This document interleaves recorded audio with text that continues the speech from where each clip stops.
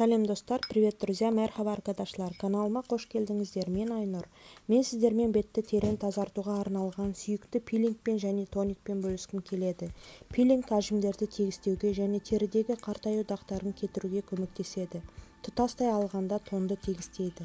Кез келген масканы немесе кремді қолданбас бұрын бет терісін мұқият тазалау керек.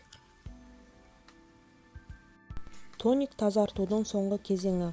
Ол косметика мен басқа да қоспалардың қалдықтарын жояды, тазартқыштардың қалдықтарын жояды. Тониктің негізгі мақсаты терінің pH деңгейін теңестіру және оны күтім құралдарына одан әрі қолдануға дайындау. Бұл тоник тазартады, теріні тегіс және жібектей етеді, аздап ағартады, тітіркенуді жояды.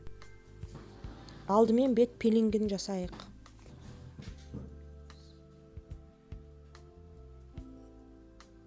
Бізге 1 шай қасық бидай ұны қажет болады. Бидай ұны теріні қатайтады, сергітеді, беттің сопақшасын тегістейді, әжімдерді азайтады, құрылымы мен өңін тегістейді.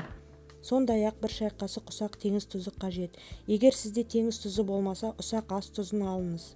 Теңіз тұзы жұмсақ скраб ретінде әрекет етеді. Тері тесігін кірден, шаңнан, қара нүктелерден тиімді тазартады.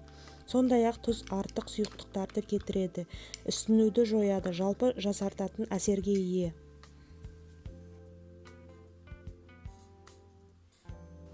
Енді бізге 5-6 тамшы лимон шырыны қажет. Лимон шырыны теріні ағарту үшін қолданылады. Ол қартаю дақтарымен біркелкі емес өңмен, тыртықтармен және безеу тыртықтарымен күресуде тиімді.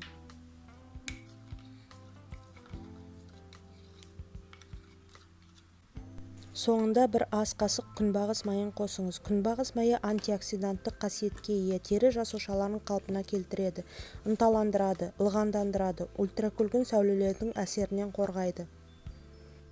Скрабты майлы тығыз теріге аптасына 2 рет, қалыпты теріге аптасына 1 рет, құрғақ теріге 2 аптада 1 рет қолданған жөн. Пилинг капиллярлардың өткізгіштігін жақсартады және теріні оттегімен қанықтыру арқылы белсенді жасаруды бастайды. Мимикалық әжімдерді тегістейді, беткі қабаттарды тазартады және пигментацияны кетіреді. Скрабты қолданар алдында оны аллергиялық реакцияға тексеріңіз. Бұл керемет скрабтан кейін нәресте сияқты теріге ие боласыз. Бетіңізді сумен шайыңыз және дымқыл теріге скрабтың аз мөлшерін жағыңыз. Массаж сызықтары бойынша төменнен жоғарыға қарай жылжытып, бетіңізді жеңіл және жұмсақ уқалаңыз. Қалған скрабты сумен шайыңыз. Ал енді бетті тиімді тазартатын тоник жасайық. Ол үшін 1 орташа қиярды майда үккіштен өткізіңіз. Қияр шырыны ылғалдану мен балғын бетті қамтамасыз етеді. Теріні жақсы пішінде ұстайды, ісінумен күреседі.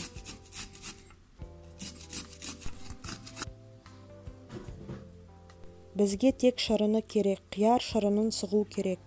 Қияр теріні керемет ылғалдандырады, күннен қорғайды, ағартады, тері тесігін тарылтады және көз айналасындағы теріні балғын етеді. Қияр шырыны дайын, енді біз оны керемет тоникке айналдырамыз.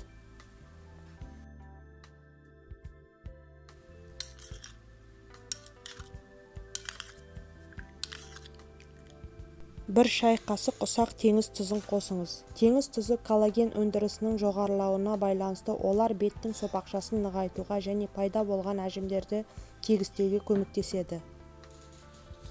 Жақсылап араластырамыз.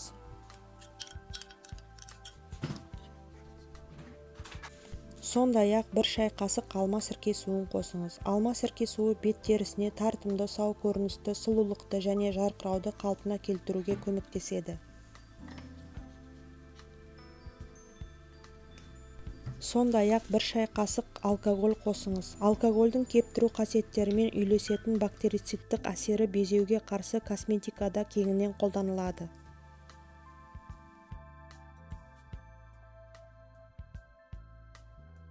Композицияны жақсылап араластырамыз.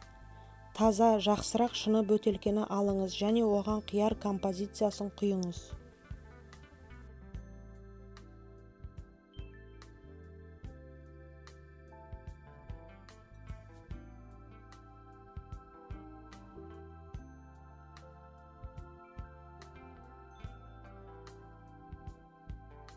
Енді шырынның үстіне 200 мг таза қайнатылған салқындатылған су құйыңыз.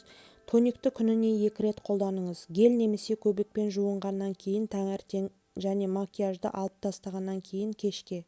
Егер сізде компоненттерге төзбеушілік болса, аллергиялық сынақтан өтуді ұмытпаңыз.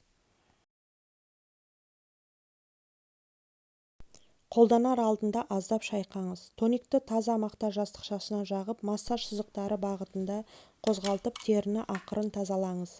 Тоникті шаюдың қажеті жоқ. Қияр сығындысына негізделген тоник бет терісін сергітеді, ісінуді жеңілдетеді және теріні ағартады, бет түсін жақсартады, теріні тазартады, антисептикалық қорғанысты қамтамасыз етеді. Макияжды кетіру үшін қолдануға болады. Қалыпты және майлы теріге арналған. Назарларыңызға рахмет.